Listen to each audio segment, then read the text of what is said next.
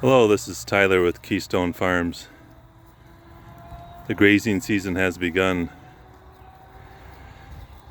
The goats have been grazing a little bit when I've been doing bale grazing, whatever has been coming up, so they've been getting a little bit of green, but now I officially I guess just I'll be moving them around more often and not feeding them hay. Tomorrow I'll probably feed them some hay. It's supposed to rain. No, not tomorrow. Thursday, a couple days. It's supposed to rain most of the day. Goats are pretty particular. If it's raining, they like to be under shelter. See how wide this Nigerian dwarf is. Oh, now it's turned around.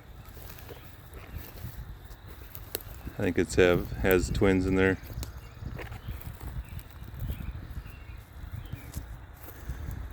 Also, it's good to feed the goats or cows or sheep hay when you first move them on to green grass. I've heard it balances their rumen. Too much rich green grass, they tend to get the runs and have an upset stomach, and if you feed them a little dry matter with it, they feel better. They'll start kidding here this week or next week, so I think it's better also, we're going to start milking them after that. Be better if don't have a bunch of diarrhea when kids are nursing and whatnot. So there is some dry matter in here that they'll get as they're eating this green stuff. You can't help but eat some of the dry stuff. As you can see, there's dry, dead stuff left over from last fall.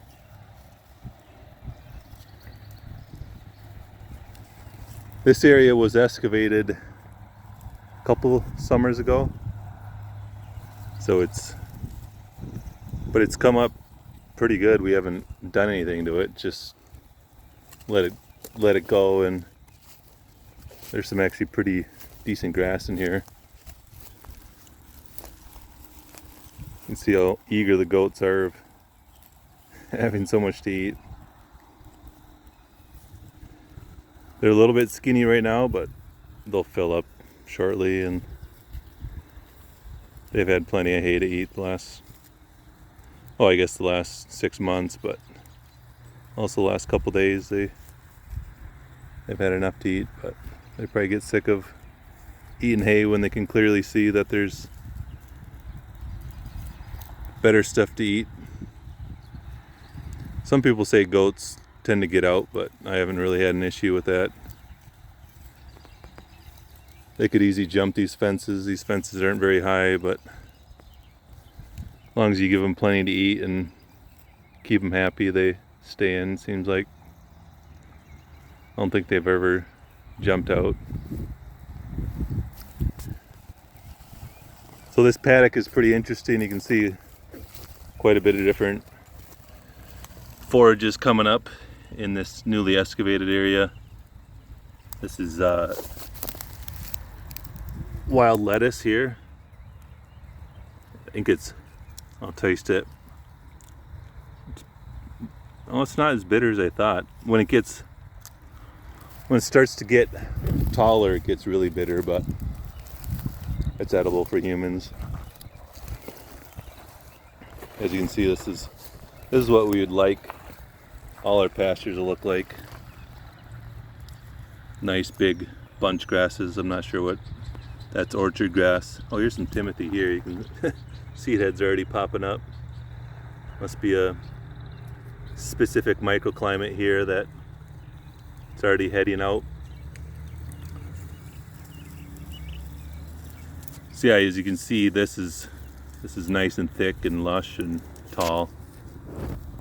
I don't know if it's orchard grass or what's the other one? I can't remember, but as you walk down here, here's some more of that grass we'd prefer.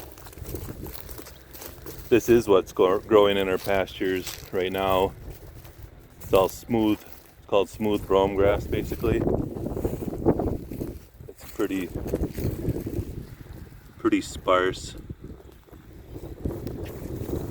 Here's a patch of bluegrass. Here, you know, as they eat through this stuff, if they take a bite here, they'll get a little bit of dry matter, so balance out the rumen. So yeah, here's a little patch of bluegrass. Again, the kids like hacking down trees with their hatchets and machetes. I always like watching what the goats eat when they first get into a paddock. I think they're so happy right now that they're just eating anything, not being real picky. Then I have this over here. This is it's called a hugelkultur mound. There was a few thousand trees in this valley. I'll walk up this hill, this mound, I guess. And instead of, you know, cutting down the trees and piling it up, they're all like smaller trees, so we just had the excavator put piles of trees along this here, and then as he dug the ponds, he just piled the dirt and soil and fill just right on top of the trees.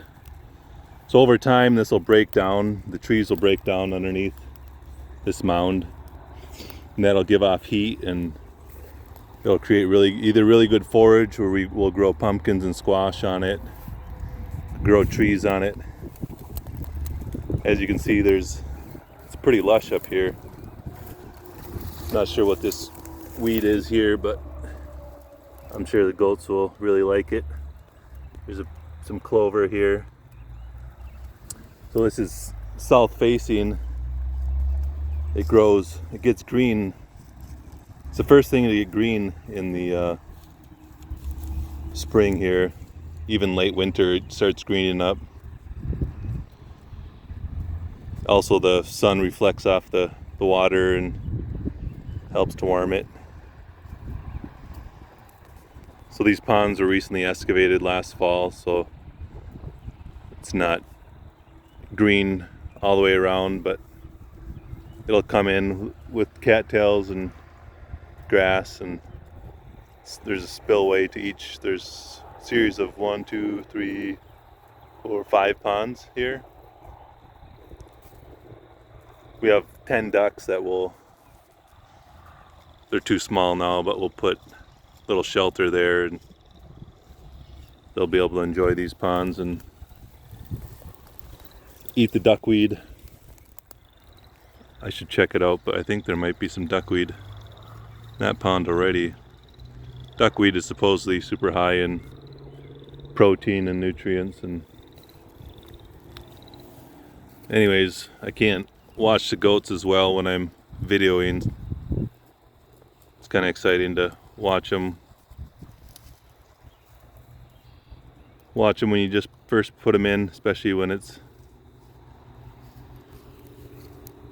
the first time they have access to so much fresh forage. This one here never got bred, I don't think. It's skinnier than the rest, and not sickly skinny, but it just doesn't look pregnant. I took the bucks out too soon. Oh well. They'll be nice and ready next winter when it's time to breed. Alrighty, that's it for now.